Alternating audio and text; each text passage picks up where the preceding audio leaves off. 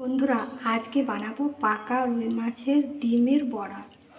তো এই যে দেখুন, আমি ডিমটা নিয়ে নিয়েছি, আর এতে দেব পেঁয়াজ কুচো, লঙ্কা কুচো, নুন, হলুদ দিয়ে মাখবো, সাথে একটু বেসন।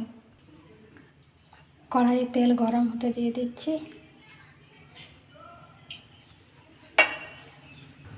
ফোড়ন দিয়ে দিচ্ছি, দিয়ে ভালোভাবে মেখে নিচ্ছি।